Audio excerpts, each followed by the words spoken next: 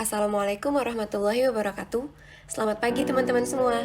Perkenalkan, kami dari kelompok 7. Pada kesempatan kali ini, kami akan mempresentasikan bagian kedua dari materi Pancasila sebagai sistem filsafat.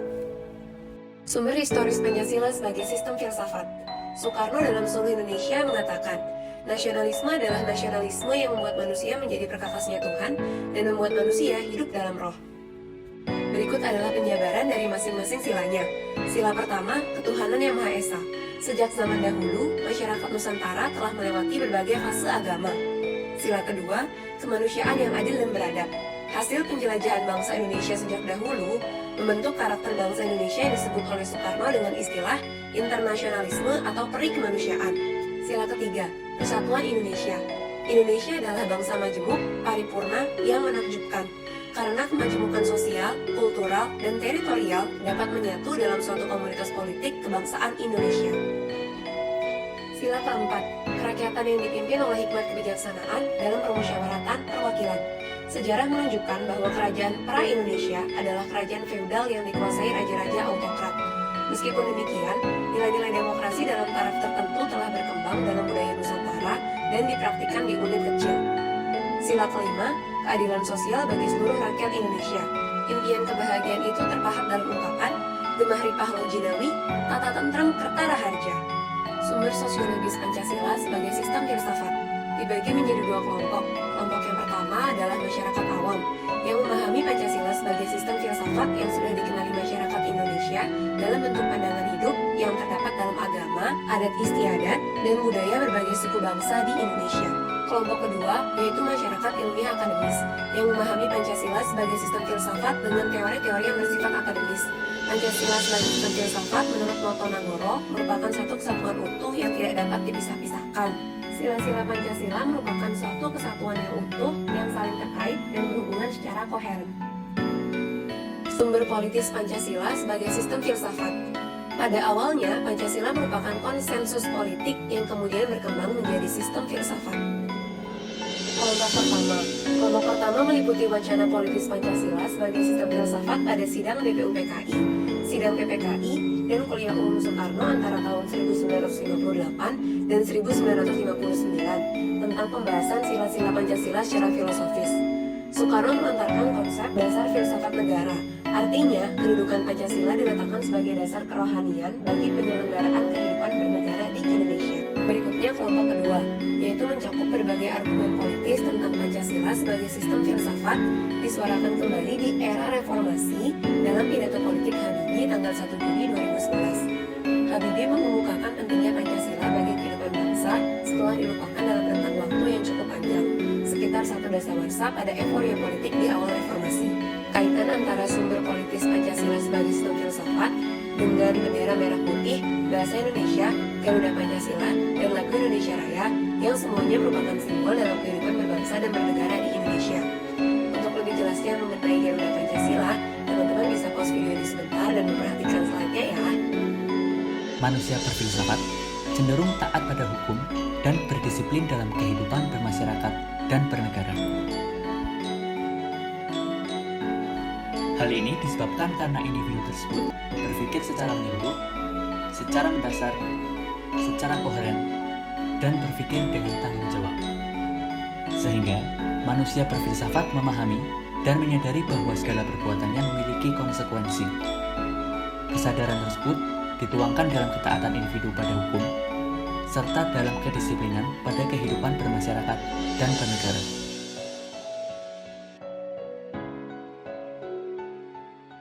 Dinamika Pancasila sebagai sistem filsafat. Dinamika berarti sesuatu yang mengandung arti tenaga kekuatan, selalu bergerak, berkembang, dan dapat menyesuaikan diri secara memadai terhadap keadaan.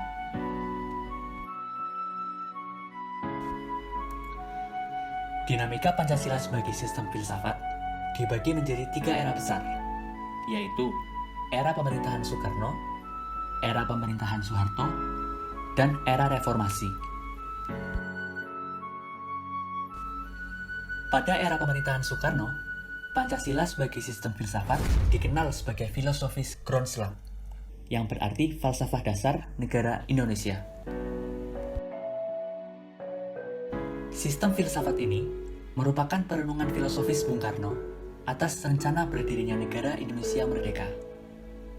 Selain itu, juga dimaksudkan sebagai dasar kerohanian bagi penyelenggaraan kehidupan bernegara. Pancasila sebagai filosofis Grunselk ini belum diuraikan secara rinci dan hanya bersifat teoritis. Pada saat itu, Pancasila lebih ditekankan sebagai sifat asli Indonesia yang diangkat dari akulturasi budaya bangsa Indonesia. Apabila ada satu istilah yang menggambarkan sistem filsafat Pancasila pada era pemerintahan Soeharto, maka istilah yang tepat digunakan adalah Weltanschauung, yang berarti pandangan dunia. Di era ini, kedudukan Pancasila sebagai sistem filsafat berkembang ke arah yang lebih praktis. Hal ini dapat dilihat dengan adanya penataran P4 yang merupakan pengembangan dari sistem filsafat Pancasila. Lalu, bagaimanakah sistem filsafat Pancasila di era reformasi? Ternyata, Pancasila sebagai sistem filsafat di era ini kurang terdengar resonansinya.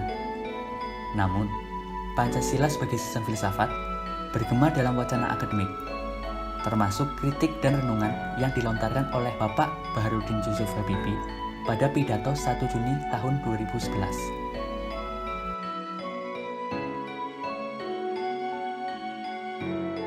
Sejak 1998, kita memasuki era reformasi. Di satu sisi, kita menyambut gembira munculnya fajar reformasi yang diikuti gelombang demokratisasi di berbagai bidang.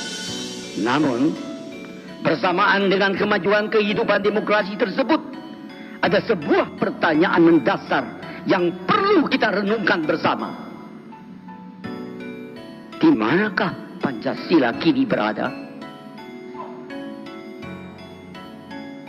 Pertanyaan ini penting dikemukakan karena sejak reformasi 1998, Pancasila seolah-olah tenggelam dalam pusaran sejarah masa lalu yang tak lagi relevan untuk disertakan dalam dialektika reformasi.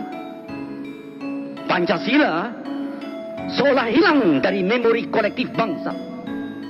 Pancasila semakin jarang diucapkan, dikutip, dibahas, dan apalagi diterapkan baik dalam konteks kehidupan ketatanegaraan, kebangsaan maupun kemasyarakatan. Pancasila seperti tersandar di sebuah lorong sunyi, justru di tengah denyut kehidupan bangsa Indonesia yang semakin hiruk pikuk dengan demokrasi dan kebebasan berpolitik.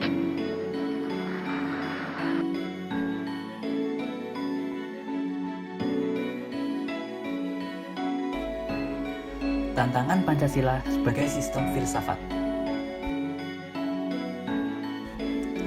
Dari berbagai tantangan Pancasila sebagai sistem filsafat, terdapat dua tantangan besar, yaitu kapitalisme dan komunisme. Kapitalisme adalah aliran yang mengupayakan kesejahteraan masyarakat dengan cara meletakkan kebebasan individual sebagai pemilik modal dalam rangka meraih keuntungan sebesar-besarnya. Sistem ini menjadi tantangan bagi Pancasila sebagai sistem filsafat karena kebebasan individual sebagai pemilik modal dapat menyebabkan timbulnya sistem monopoli. Selain itu, sistem ini juga mendukung berlangsungnya gaya hidup konsumtif.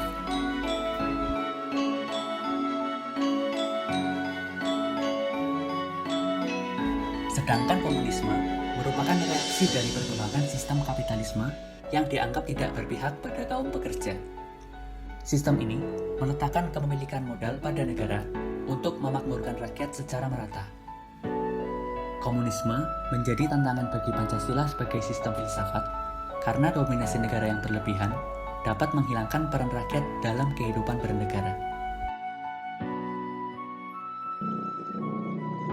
Baiklah teman-teman, selanjutnya kita akan membahas mengenai mendeskripsikan esensi dan urgensi Pancasila sebagai sistem filsafat. Kita mulai dari esensi terlebih dahulu ya, esensi atau hakikat. Yang pertama itu sila ke-1, ketuhanan yang Maha Esa. Jadi ada dua bagian yang akan dibahas. Yang pertama prinsip utama. Prinsip utama itu adalah Tuhan itu adalah prinsip utama dalam kehidupan semua makhluk hidup dan tanggung jawab. yaitu pertanggungjawaban atas setiap kebebasan dan perilaku selama hidup. Kemudian hakikat dari sila kedua, kemanusiaan adil dan beradab adalah tiga nih, susunan kodrat, yaitu tersusun dari jiwa dan raga. Sifat kodrat maksudnya adalah manusia sebagai makhluk individu sekaligus sosial, dan kedudukan kodrat yaitu makhluk pribadi yang otonom sekaligus makhluk Tuhan. Dan hakikat sila ketiga atau persatuan Indonesia, dua ini persatuan bangsa, semangat kebangsaan dan rasa kebangsaan. Kemudian dari rasa kebangsaan itu maksudnya itu ada tanah air mental. Berdasarkan tanah air mental itu tidak dibatasi ruang waktu karena dibina ideologi dan gagasan vital. Satu NKRI di negeri orang juga gitu. Kemudian tanah air real. Tanah air real itu pribumi atau bumi kelahiran. Itu dalam lagu Indonesia Tanah Air Beta. Kemudian tanah air formal. Itu negara bangsa dengan undang-undang. Nanti dia negara hukum normokrasi ya. Kemudian hakikat sila keempat, musyawarah. Jadi itu berdasarkan penyaringan pendapat terbaik tanpa bias mayoritas dan minoritas, superior, inferior dan lain-lain. Jadi kalau pendapatnya benar ya itu yang diterima sebagai mufakat ya dari musyawarah. Pendapat yang terbaik itu diterima, itu yang dimufakatkan. Kemudian sila kelima, keadilan. Jadi ada keadilan distributif, yaitu setiap orang mendapat imbalan sesuai usahanya secara proporsional, biasanya ditemukan pada kasus keadilan dalam ekonomi ya, perekonomian. Kemudian legal, kedudukan sama atau itu biasanya kita sebut dengan equality before the law, ada ketaatan hukum. Kemudian komutatif, itu maksudnya keadilan antar sama warga negara seperti sandang, pangan, papan, dan yang memang dijamin kayak kesehatan gitu, pendidikan dan lain-lain.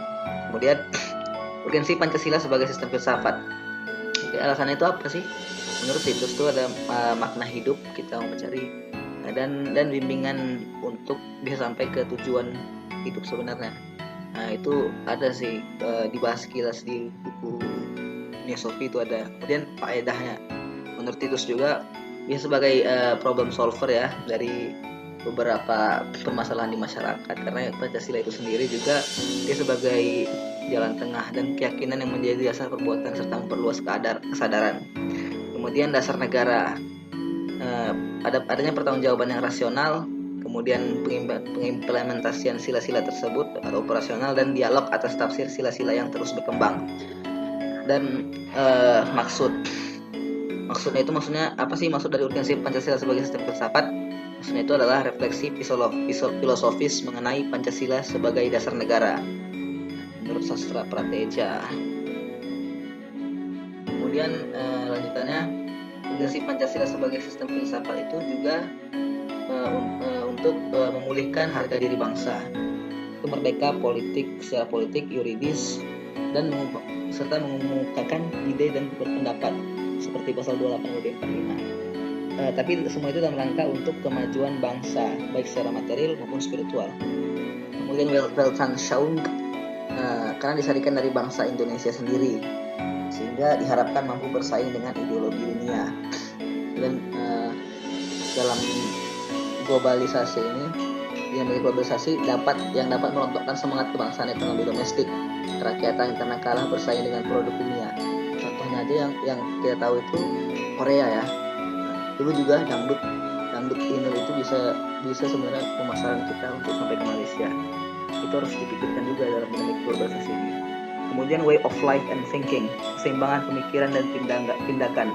Jadi tidak ada namanya kemunafikan, itu nggak ada, karena Pancasila itu sendiri menjamin jalan tengah. Jadi dia berdasarkan ketulusan itu, semangat gotong royong itu kan semangat ketulusan. Kemudian insan beragama dan dalam pikirannya menghasilkan perilaku yang indah dan lembut. Jadi kita banyak sih di beberapa kalau di agama Islam ya, di Quran atau pendapat ulama, hadis juga. Tapi yang disarikan di sini disingkat adalah perintah untuk lemah lembut seperti dalam Quran surah Al Imran ayat 159, kemudian larangan sombong Quran surah Al Isra ayat 37, dan larangan merendahkan orang lain Quran surah Luqman ayat 18, dan introspeksi diri. Untuk biasanya orang introspeksi diri ini lebih cepat ya bertambah pengetahuannya, menyerap pengetahuan dari luar. Itu sumbernya dari kitab Nasaihul Ibad karya Syekh Nawawi Al-Bantani.